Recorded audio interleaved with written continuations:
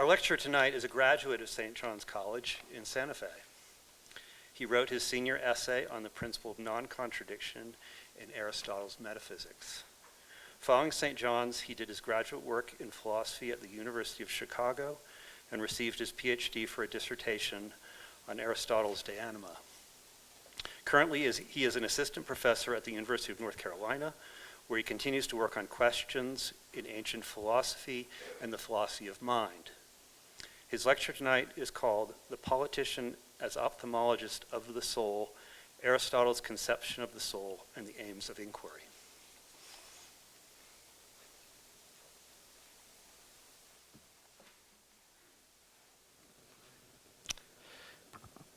Okay. Hi, everybody. I want to start off first with just a sincere thank you for having me here and for everyone coming. It feels like quite surreal to be here in this room, in this library. It's been almost a decade since I've last been here. As Caleb said, I'm an alumnus of St. John's, and I have so many memories of just spending hours and hours in this library. And in many ways, I think I still think of myself as a St. John's student who's just somehow snuck into the strange world of academia. So I just want to thank everyone for the invitation and for allowing me to see so many familiar faces. Also exciting for me is that this talk gives me a chance to articulate some thoughts about Aristotle that have been percolating in my mind for a while. I've written bits and pieces of what's to come, but this is an attempt to synthesize a bunch of stuff that I've been thinking about with Aristotle. So here we go. I'm going to set a timer, or just have the time ready. So consider some scenarios. The evolutionary biologist lays next to his aging cat with memories of their time together flooding his mind. Is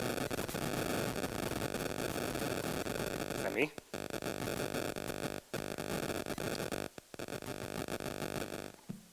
Oh, it's my phone, I think, sorry. Okay, then time is irrelevant. Okay, so consider some scenarios. The evolutionary biologist lays next to his aging cat with memories of their time flooding his mind. A physicist holds a copy of Aristotle's complete works, annotated by his long-dead mother, feeling as if a specter haunts the book itself. A neuroscientist holds his glance, looking deeply into the eyes of his beloved, realizing how fortunate he is.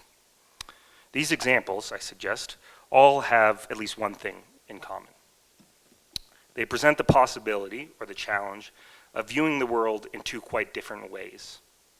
On the one hand, we can think about the world theoretically or scientifically.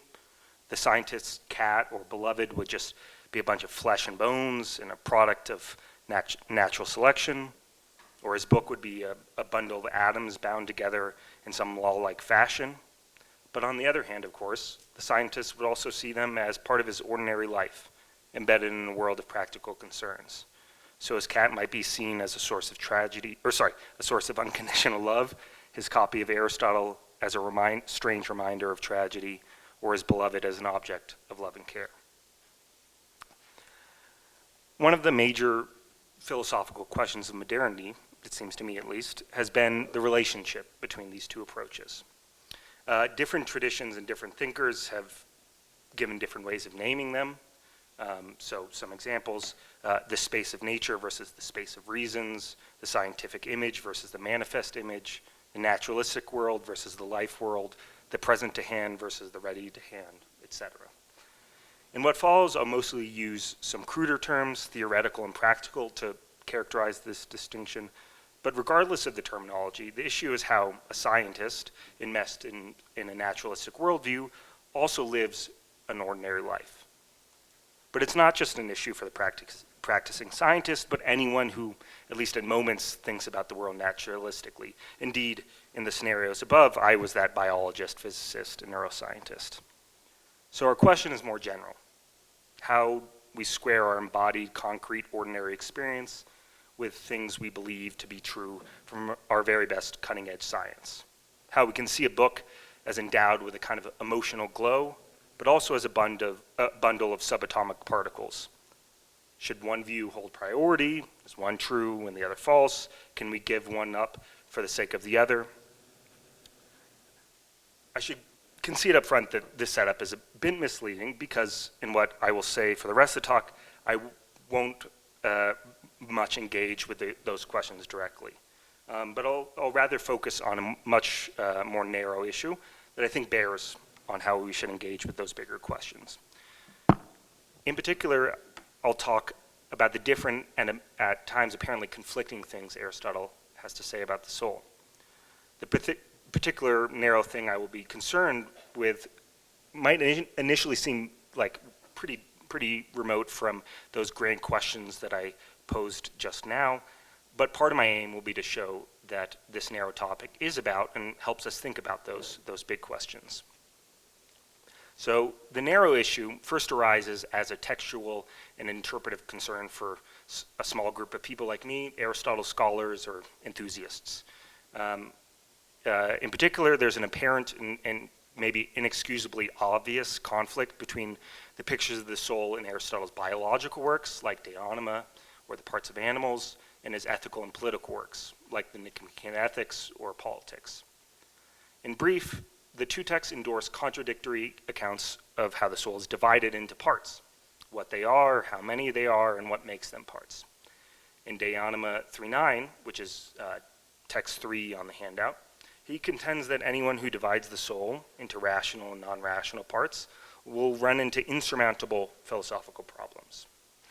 Yet in Nicomochean Ethics 1.13, which is our text 1, Aristotle articulates just such a division of the soul into non-rational and rational parts.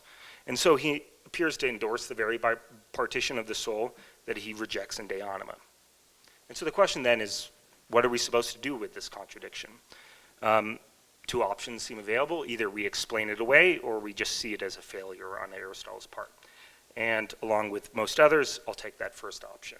And my suggestion will be, in some sense, quite simple, to just attend to what Aristotle in fact says, specifically the remarks that serve as a prelude to his division of the soul in the Ethics, which is paragraph T1a through b.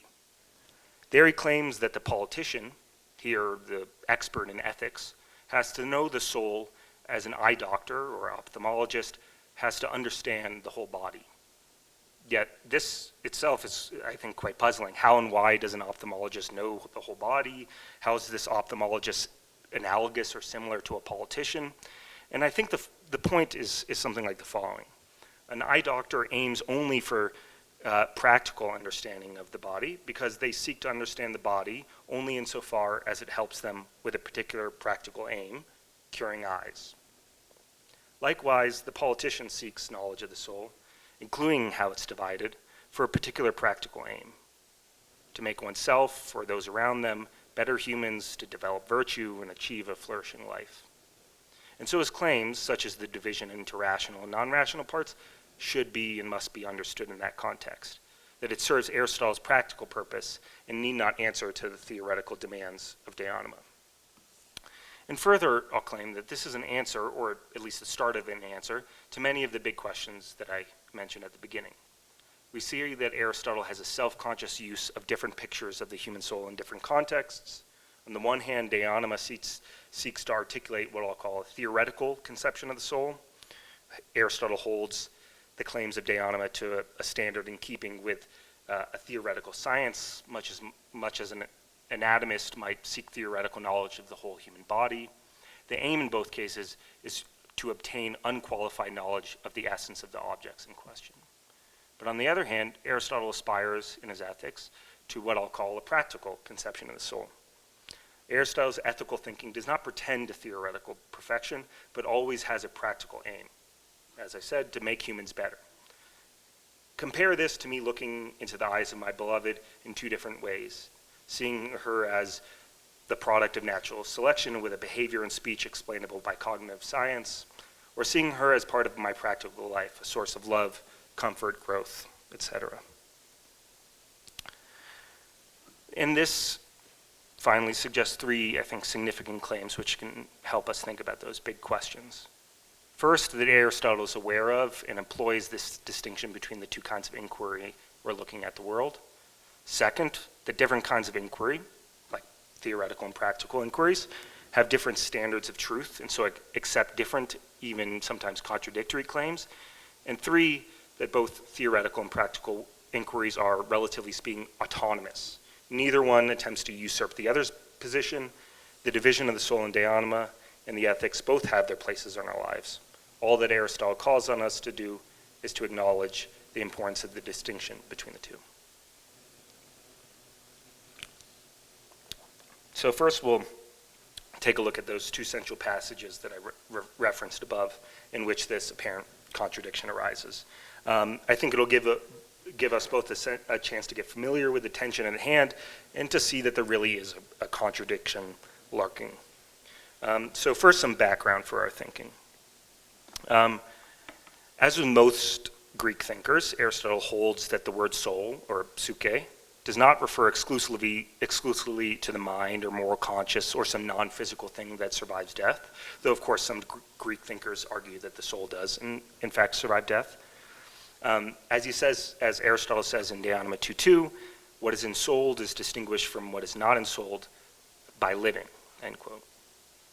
For Aristotle, the soul is generally the principle and powers that allow organisms to live out the specific form of life to the sort of being that they are.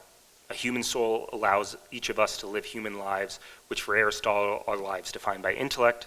My cat's soul allows her to live a cat life, which for Aristotle is defined by her perception. Aristotle's questions about the nature of the soul are really questions about what it is that allows living beings to live as they do. And his concern with parts of the soul follows suit. What are the basic capacities that define a living being, and how do they relate to each other? So now we'll turn to what I called before the practical conception. So in T1 and T2, Aristotle gives the outline of an account of the structure of the soul as understood in the Ethics.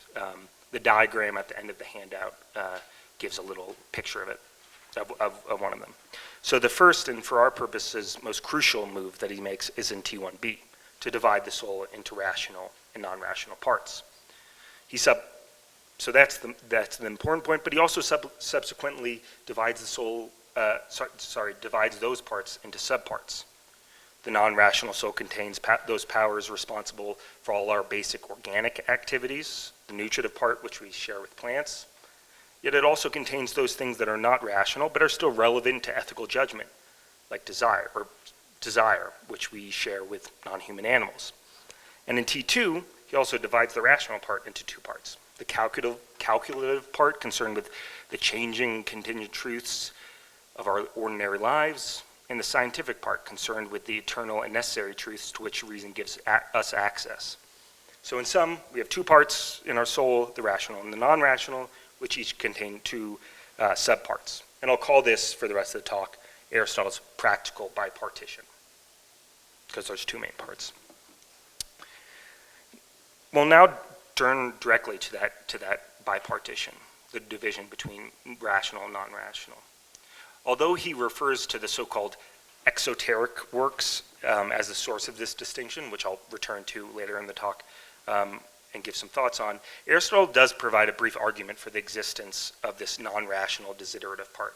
And getting this clear will, I think, help us understand the picture of the soul that he's offering here. For we might worry, isn't there a sense in which desires can be rational? As when my beloved desires to eat a dinner, otherwise the pangs of hunger would make it harder to follow this talk. So we might think it's really misleading on Aristotle's part to claim that desire is non-rational, or that it constitutes a part of the soul distinct from reason. For reasons that I think are quite interesting, Aristotle points to the same phenomenon that Plato did in Republic 4 to show that there's a distinct desiderative part of the soul. Namely, Aristotle contends in T1e that we, quote, also have by nature something else within us besides reason, apparently, which fights against reason and resists it. For exactly as with paralyzed limbs, when their owners deliberately choose to move them to the right, they do the contrary and move off to the left, so it is in the case of the soul as well, since impulses of people who lack self-control are in contrary directions, end quote. It's a necessary condition of such internal opposition that there are 2 things who are doing the opposing. both in the case of desire and in the case of paralyzed limbs. So a paralyzed limb opposes the choices of the owner of the limb. Those are the paralyzed limb and the choices. Likewise, the existence of internal mental conflict, akrasia, or weakness of will, requires that there be distinct opposing parts of the soul, non-rational desire and reason. The fact that I can desire to eat a dozen donuts in one sitting, even though I rationally know that this will make me incredibly sick, indicates that my desire and reason are distinct. But how should we respond to the worry that I raised above about the existence of supposedly rational desires? Should that not still suggest that human desire is not really distinct from human reason? Aristotle suggests that while desire is non-rational, it, quote, shares in reason, because it can obey, listen to, and even desire the directives given by reason. Desire possesses reason in a special way, as a child might have the reason of a father, he says. The child does not yet possess reason in their own soul, but can still act rationally by being receptive to, listening, and following the directives of their parents, who presumably have reason within their own souls. And this dynamic is also evident in practices like chastising, where reason, either in oneself or in another, seeks to persuade desire, as when my beloved is a voice of reason and reminds me that eating all those donuts will get me sick. The rational part of the soul appeals to desire, aiming to align desires with rational principles. This could not, Aristotle then immediately puts this distinction to use, setting much of the stage for the rest of the entire Nicomochean Ethics. So on the one hand, this allows him in T1G to distinguish moral virtues like courage and temperance from intellectual virtues like technical expertise or wisdom.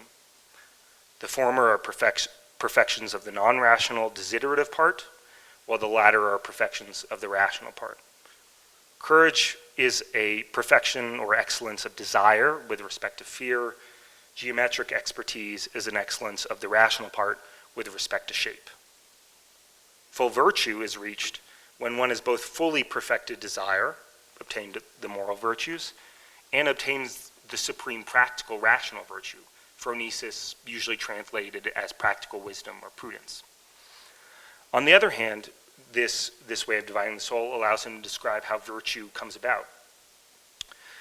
There's a progressive development of virtue. We might begin in a state where our desires oppose reason, as with my donut example above, or where desire submits to and obeys reason, even if it disagrees with the reason. For example, if I don't eat the donuts, even if I still desperately want to. But then, as he says in T1F, the desire, quote, of a temperate and courageous person presumably listens better, since it chimes with reason in everything, end quote. In the case of the truly virtuous person, their desire has been habituated to yearn for the very goals that their reason also seeks. In a literal translation of that passage I just read out, we can say that their desire, quote, speaks with the same voice as reason. So to summarize, the soul is divided into rational and non-rational parts. The non-rational part contains a desiderative part that can listen to and conform to reason. Ethical development is the gradual perfection of desires into moral virtue, and reason into intellectual virtue. And furthermore, we see applications of this same picture throughout Aristotle's practical works, especially the Nicomachean Ethics, Eudemian Ethics, and Politics.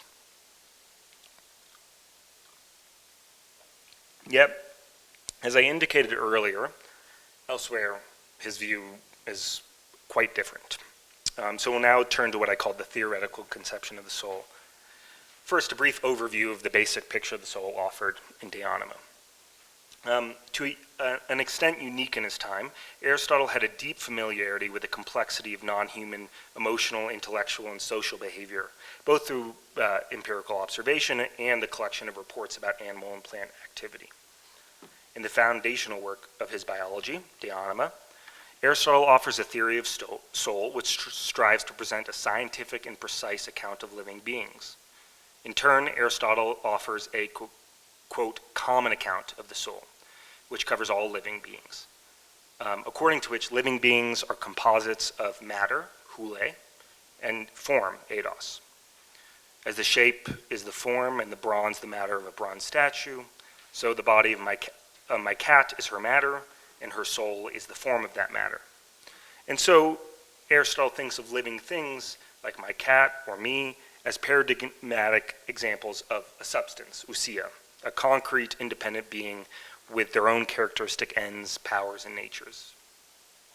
Equally significant for us is that the soul is defined by powers for the characteristic activities of a given organism. For plants, this power is nutrition; for animals, perception; for humans, intellect. These are powers that allow living creatures to perform their characteristic function and maintain themselves as the beings that they are. My cat's soul is precisely what allows her to achieve her characteristic ends, like play or social intimacy, and the self-maintaining activities that allow her to continue to achieve those ends, like securing safety or food. The soul, in this sense, is the capacity to lead and maintain a particular form of life essential to a given organism. But now to turn to his argument in T3, De Anima 3.9. So in De Anima 3.9, Aristotle just directly rejects the practical bipartition as a way of carving up the human soul. In T3, he contends that, quote, in a certain way there appears to be an indefinite number of parts of the soul, and is not only according to those who, when distinguishing them, mention the rational, the spirited, and appetitive faculties, but also those who mention the rational and non-rational faculties. So he claims that those who use the tripartition of Republic 4, as well as those who use his own practical bipartition, unknowingly posit an indefinite amount of psychic parts. The argument in T3, I think, is surprisingly enigmatic, so I'm going to refrain from getting too deep into the details. But the central criticism here is methodological. The practical bipartition, at least from a theoretical perspective, is just unprincipled. For the practical bipartition fails to cut at the natural joints of the soul, we might say, splitting the soul without any good reason. He shows this by pointing to a series of capacities, nutrition, perception, imagination, and desire, that he argues don't fit neatly into his practical bipartition. So I'll take perception as an example. He understands it as the defining capacity of non-human animals, and so perception exists in them as wholly non-rational. But he also sees human perception as being a central part of our rational activities, usually under the guise of what he calls coincidental perceptibles, such as seeing that I'm blameworthy for giving a boring talk or for misinterpreting Aristotle, or that I'm an alumnus of St. John's. And because practical bipartition cannot properly deal with perception has grounds for being a new separate part of the soul. This indicates that the simple division of psychic parts into rational and non-rational is ultimately arbitrary. Hence, if taken as a genuine attempt to systematically divide the soul, it would allow for some unknown amount of psychic parts. I'm not sure if I made this argument as clear as possible, but I'd be happy to get into the weeds after the talk and the Q&A. But what's important for us right now is that he rejects his own practical bipartition. How, and indeed whether Aristotle divides the soul in De Anima, is not stated as explicitly as in the Ethics, and has been a topic of scholarly argument for a long time. The canonical answer, which I think is good for our purposes and essentially right, is that he divides the soul just into those essential defining powers that I mentioned before, the nutritive, the perceptual, and the intellectual. These are the powers that distinguish the different Aristotelian genera of living beings, plants, animals, humans, and so makes those organisms the kind of organisms that they are. And I'll call this picture Aristotle's theoretical tripartition, which you can again see on the handout. This way of approaching the soul is unsurprisingly quite useful throughout his subsequent biological works. It allows him to categorize all living beings systematically. It allows him to explain other capacities like memories, dreams, or reproduction by reference to one of these three basic parts. And so his theoretical tripartition is at home in the scientific project of De Anima and his subsequent biological investigations.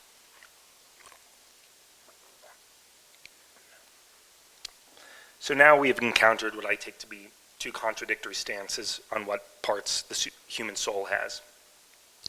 In the practical texts, Aristotle endorses a division of the soul into rational and non-rational parts. In the theoretical text, he rejects this division and endorses his theoretical tripartition. But before moving on, a quick note about how these stances connect to those original set of big questions with which I began. I'll be making the case that they're not just two stances on some random problem in the philosophy of mind or on an interpretive issue for Aristotle scholars, but illustrate two different ways of conceiving or describing what a human is. The practical bipartition describes how we normally experience others or our own humanity first personally, or from the inside, we might say. It constitutes an attempt to think about the structure of the soul within what Aristotle elsewhere calls human affairs.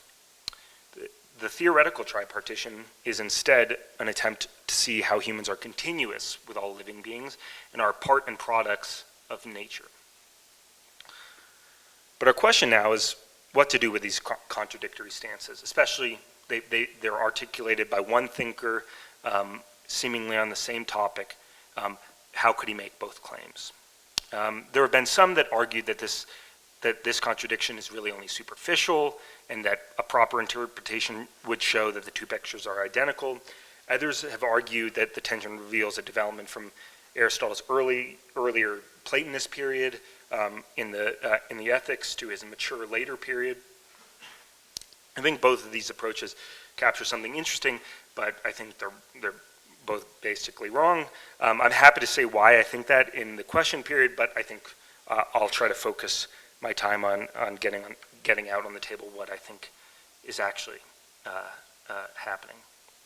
So what we'll do now, I propose, is the quintessential Johnny activity of close reading, to just look and see and describe what we find. What this means for us in particular is that we should attend to what Aristotle in fact says about his own divisions of the soul. In particular, the preface that characterizes his practical bipartition. I'll read it out for us, which is T1A through B. So, quote, "It is clear that a politician must in a way know what pertains to the soul, just as someone who is going to take care of people's eyes must know about the body generally. More so, indeed, to the extent that politics is more estimable and better than medicine, and that doctors, the ones who are more sophisticated, occupy themselves greatly with knowing about the body. It is also for a politician, then, to get a grasp on what concerns the soul. But his grasp should be for the sake of the things in question, and of an extent that is adequate to the things being looked for, since a more exact treatment is perhaps harder work than the topic before us requires. Enough has been said about some of these aspects of the soul in the external accounts too, and we should make use of these. For example, that one part of the soul is non-rational, whereas another part has reason." So, the politician is responsible for understanding virtue and how to bring it about in herself and others. A central aim of a well-structured state is the creation of virtuous citizens through, for example, proper education or appropriate laws. And so the politician must understand how humans work and possess a kind of knowledge of the human soul. But the question is, what kind of knowledge? Aristotle's answer is the politician must know about the soul as the ophthalmologist knows about the entire human body. This might seem like it just begs the question or creates more questions, but I'll suggest a way to understand this claim. The concern of the ophthalmologist is the health of the eyes. His aim is to cure sick eyes and maintain the state of healthy eyes. But the eye is, of course, part of a larger whole in which the eye is functionally defined. For Aristotle, outside of this whole, the eye just can't exist. It would be an eye in name only. For an eye to be an eye, it must be a part of a functioning organic body. It is just that organ that allows living beings to see. And likewise, to understand and so heal the eye, a doctor must understand the body and the eye's place in it. They will need to understand, to some extent, for example, the mechanics of diabetes or hypertension insofar as those conditions routinely cause harm to the eyes. Indeed, he thinks that a mark of a sophisticated doctor or ophthalmologist is that they spend more energy on understanding the body as a whole. They're better equipped to predict and prevent the harm that diabetes, for example, might cause to the eye. This might suggest that the genuine ophthalmologist is also a full-on expert in human physiology and neurobiology, that he couldn't reliably heal eyes without a complete theoretical knowledge of the entire human body. This, at least it seems to me, would be a surprisingly lofty requirement for the ability to cure eyes. And so Aristotle is quick to caution against such a hasty conclusion. This is where I think his crucial move arises. For the knowledge that an ophthalmologist seeks is only important insofar as it helps him heal eyes. Any more knowledge of the body or of anything else that does not aid in that practical goal is simply unnecessary. Put in Aristotle's terms, the ophthalmologist's knowledge is for the sake of curing eyes.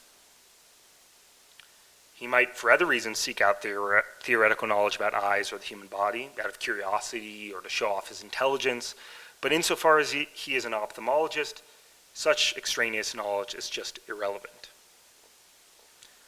And this suggests a more general feature of this sort of practical knowledge. The standard by which we would judge an ophthalmologist really has the right sort of knowledge. The standard by which we judge whether an ophthalmologist really has the right sort of knowledge is whether he cures eyes. Whether the ophthalmologist should endorse some belief about the human body depends on whether that belief brings about or improves his ability to cure eyes.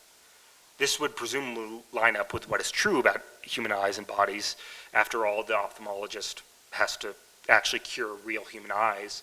But it still leaves the possibility open that there might be cases in which the ophthalmologist can use simplified or imperfect knowledge if it does, in fact, assist in his practical purpose.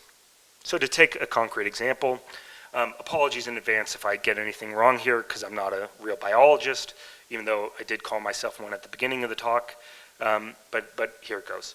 An ophthalmologist might try to understand that high blood pressure damages the blood vessels in the retina, but without considering the systemic mechanisms behind how vascular damage or high blood pressure actually comes about.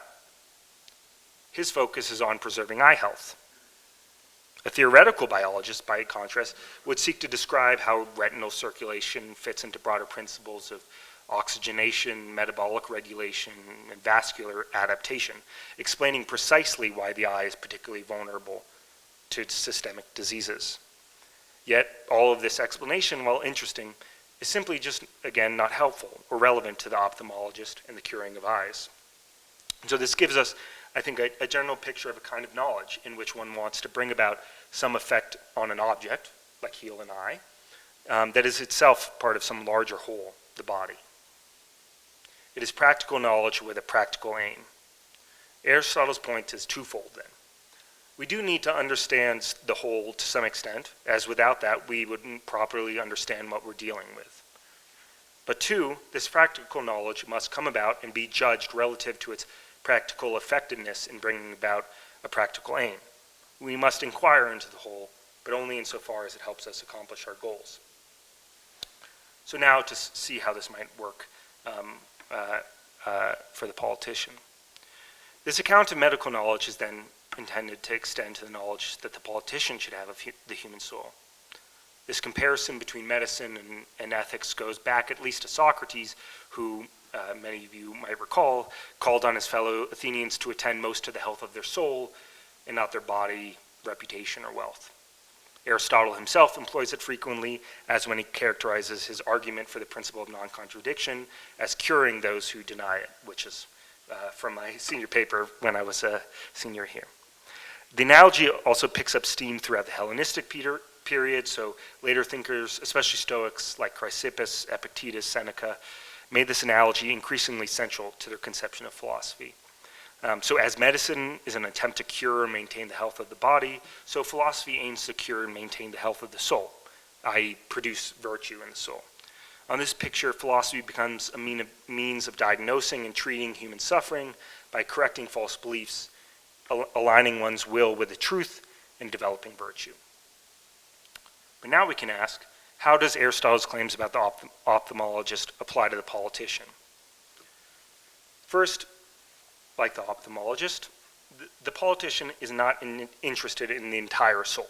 For instance, Aristotle in T1 C through D just dismisses the nutritive part of our lives as ethically irrelevant. And likewise, for much of the Nicomochean Ethics, he also ignores the scientific part of our soul, though we'll return to this towards the end of the talk. Rather, the politician is concerned with just those parts, desire and calculative reason, that are relevant to core ethical concepts like virtue, habituation, happiness, or practical wisdom. But to know this, the politician too must understand the whole of which the object is a part, how the other aspects of the soul, like our nutritive and scientific activities, fit into a virtuous life. But as ophthalmology is not medicine as such, so ethics is not theoretical biology. Instead, the politician must, quote, study the soul for her specific purpose far enough for her inquiry, for a more exact treatment would presumably take more effort than her purposes require, end quote. As Aristotle makes clear in text T4, a well-educated person looks for the degree of exactness in each kind of investigation that the nature of the subject itself allows. The reason that the politician even cares about the soul is because she wants to improve souls, bring about flourishing, virtuous lives. Like the ophthalmologist, this indicates that politics is through and through a practical inquiry and seeks practical knowledge. The importance of a politician's knowledge of the soul is answerable ultimately to that practical goal. If a claim about the soul helps to explain or conceptualize some ethical or political concept, and so more effectively aids that practical goal, then the politician is obliged to endorse it. So he cautions against investigating the soul too deeply, again in T1, as it would distract from the politician's goal. Aristotle names one such rabbit hole that the politician might fall in down, that is deciding the exact metaphysical relationship between parts, which in T1b he describes either as parts of the body or as the convexity and concavity of a curve. I myself have fallen down that rabbit hole as I've spent a lot of time, maybe too much time, thinking about how Aristotle understands psychic parts, especially in De Anima, how a soul could be many parts and also a single principle. But all of this is just not relevant to the politician. A full, precise account of the structure of the soul will not necessarily lead to better practical results. So asking and answering these questions in the context of the practical inquiry of the Nicomochean Ethics would be a distraction. Instead of falling into such rabbit holes, he suggests that we rely on exoterikoi logoi, translated often as either external accounts or exoteric writings. The precise nature of these exoteric writings, again, has been a long subject of scholarly debate. The two main options seem to be either they refer to Aristotle's lost public-facing writings or to widely accepted opinions and general cultural wisdom. Yet we don't need to decide here what the nature of these exoterikoi logoi are, but simply recognize that this indicates that Aristotle is claiming that it's acceptable to use claims from non-technical sources that lack any full theoretical justification. So this would be like the working ophthalmologist might look at the Wikipedia article for human anatomy and use that as a working basis for his curing of eyes, assuming, of course, that the information actually helps the ophthalmologist. And so the politician, too, can use commonly held opinions or conclusions from popular texts if they help her achieve her practical goal. One such opinion, as T1b makes clear, is the claim with which we have been chiefly concerned, his practical bipartition into rational and non-rational parts. And as we saw earlier, this claim is crucial to his ethical project, as it allows the politician both to distinguish the two types of virtue and to characterize the development of virtue generally. In contrast, De Anima displays a quite different approach to the soul and its parts. As in T5, Aristotle is after a precise account that articulates the essence and essential attributes of the soul, giving no priority to any particular kind of soul, whether plant, animal, or human. His goal is not to construct an account tailored to ethical or political concerns, as in the ethics, but to uncover the nature of the soul as such. And this is why he insists that his account must be, as he puts it, a common account, a koinos logos, one that applies universally to all beings, from plant to animal to human, resisting any temptation to privilege human concerns. Much more would need to be said about how his theoretical tripartition really offers this more precise account of the soul. If we had another hour, I'd be happy to share my thoughts on that. But what's crucial for our purposes is that this division rests on a different standard than his practical bipartition. Rather than reflecting on ethical or political concerns, it's grounded in a commitment to naturalist explanation, offering both a rigorous and structured account of the soul's capacities and an understanding of our fundamental continuity with the world of living beings. This distinction also helps us get better into view Aristotle's criticisms in T3 of the practical bipartition. For Aristotle does not deny in T3 that this practical approach to the soul is possible or useful. His endorsement of bipartition in the practical works indicates that an ethical psychology is legitimate in the right explanatory context. Instead, Aristotle's criticisms question whether such a practical bipartition into rational and non-rational parts could have a legitimate place within a theoretical account of the soul, whether the practical bipartition can stand up to De Anima's methodological and metaphysical standards. And as has become clear on this question, his answer is a definitive no. So in sum, Aristotle thinks, rightly it seems to me, that endorsing different claims is appropriate in different contexts or according to different standards. T3 and T1, or De Anima and the Nicomochean Ethics, constitute different contexts, theoretical and practical inquiries, respectively. According to one standard, the theoretical tripartition is appropriate. According to the other, the practical bipartition is appropriate. They endorse claims that on their face appear contradictory, but they do so in response to different standards and aims of inquiry. So we now have in place a sense of why Aristotle divides the soul in ethics as he does, and how this should not be seen as standing in contradiction with Aristotle's, or with De Anima's critique of such a division. So now it seems right to start to step back and take stock of the sort of pictures of thinking about humans that is at play in both inquiries.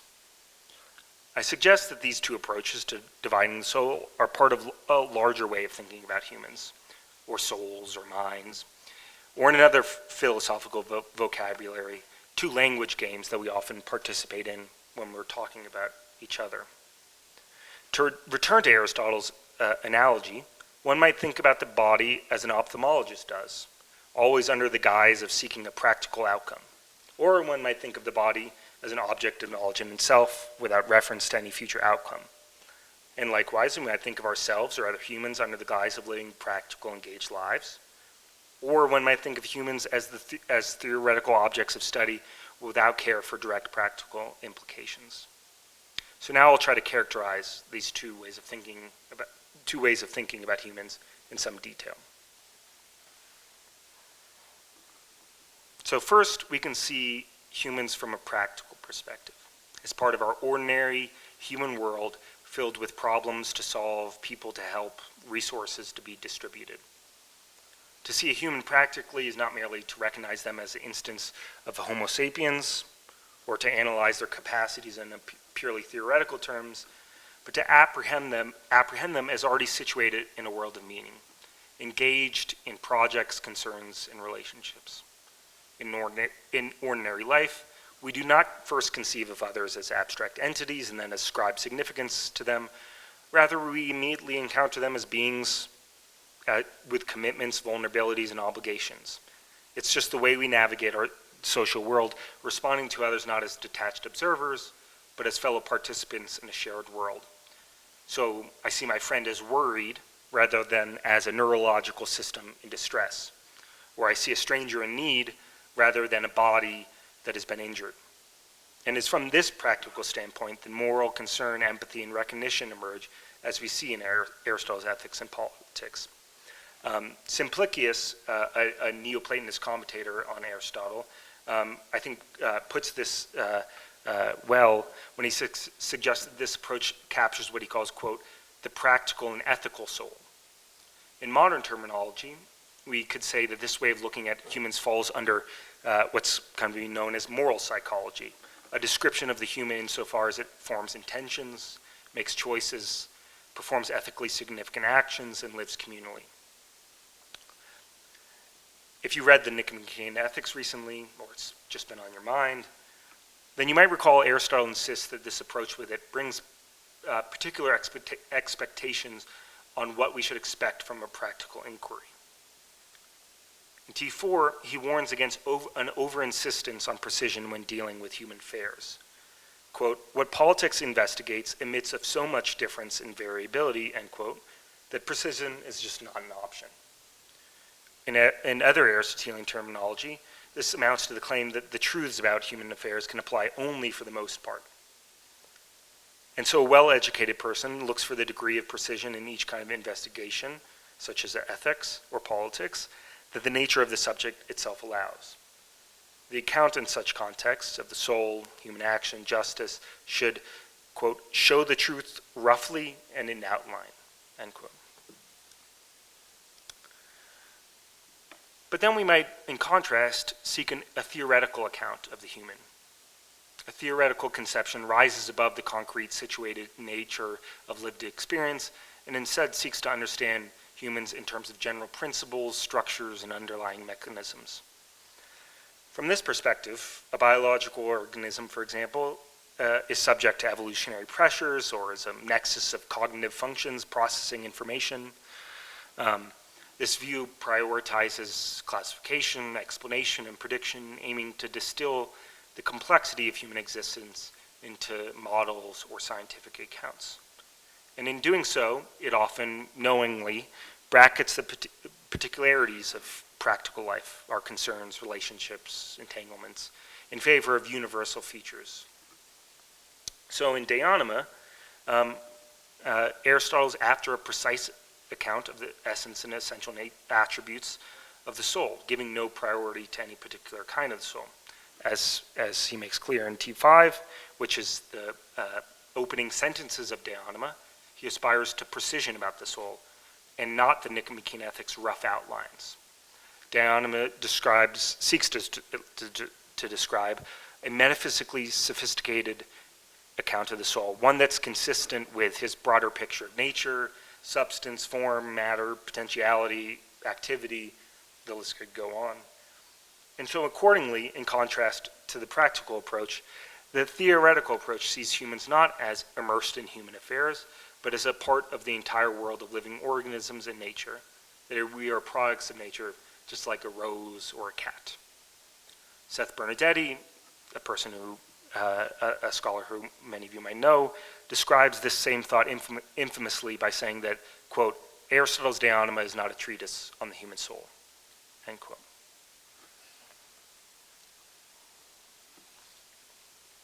Okay, so now we have a bunch of claims on the table.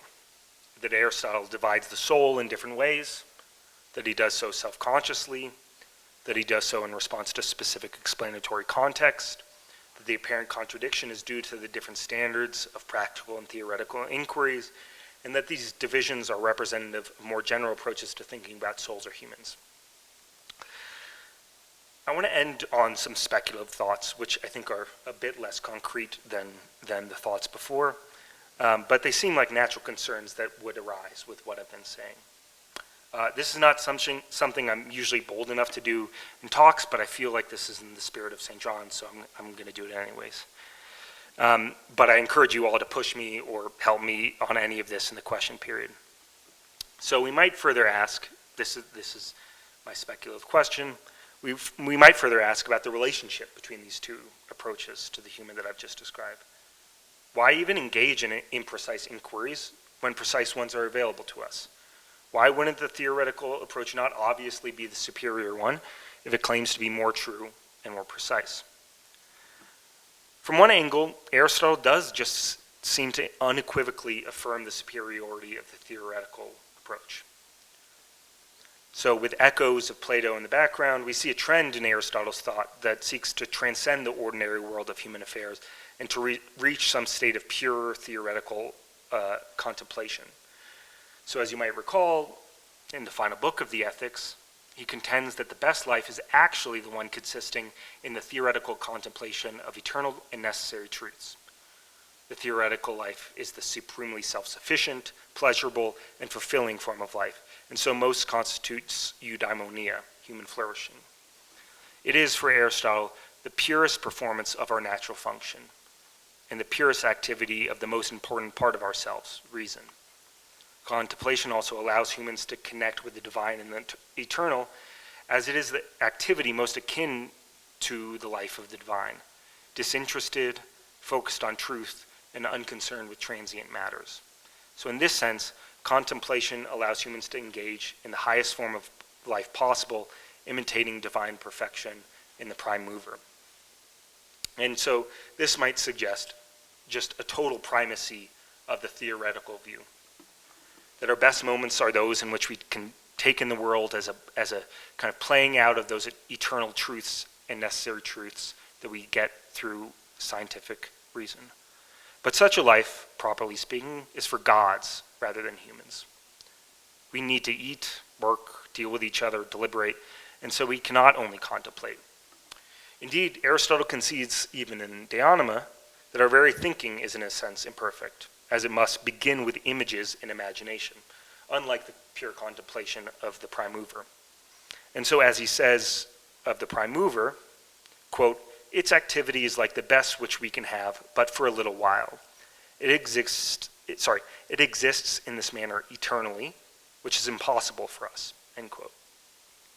And so we're cut off from a purely theoretical life. We live, as a matter of fact and necessity, in the messy world of practical human affairs. Perhaps this might be seen as a tragedy, but it's an unavoidable tragedy nonetheless. Aristotle is clear that we do, and indeed must, begin from the ordinary life of business and politics.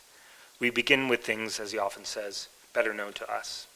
Hence, we need also to think practically, and so respect the integrity of the practical conception of the soul and of humanity. I think the words that the philosopher William James chooses to end his will to believe, originally written by another philosopher, James Fitzjames Stevens, expresses this point well, which I'll read out. Quote, what do you think of yourself? What do you think of the world? These are questions with which all must deal as it seems good to them. They are riddles of the Sphinx, and in some way or other, we must deal with them. We stand on a mountain pass in the midst of whirling snow and blinding mist, through which we get glimpses now and then of paths which may be deceptive. If we stand still, we shall be frozen to death. If we take the wrong road, we shall be dashed to pieces. We do not certainly know whether there is any right one. What must we do? Be strong and of good courage. Act for the best, hope for the best, and take what comes. End quote. And so the picture of human life implied by these thoughts is one of yearning and limitation, where humans are drawn toward an ideal that is, by their very nature, beyond reach. There's a tension between the highest possible good, pure contemplation, and the unavoidable realities of embodied existence. This suggests that human life is characterized by a kind of in-betweenness, where we are capable of moments of transcendence, but we are never fully liberated from the messy, contingent world in which we live. This picture might recall for some of you the picture that Socrates gives of the philosopher in the Symposium, who stands in the middle place between ignorance and wisdom, always seeking wisdom but never fully achieving it. And finally, rather than seeing this as merely a failure or a loss, this picture of life implies that human flourishing is necessarily incomplete or dual in nature. We strive for what is best in us, theoretical contemplation, but we must always return to the practical sphere, to the demands of survival, social life, and ethical action. This could be seen as a tragic limitation, but it could also be viewed just as what it is to be a human, or as defining the structure of human life, a life that is always reaching for something higher, yet always tethered to the conditions of the human world. Thank you.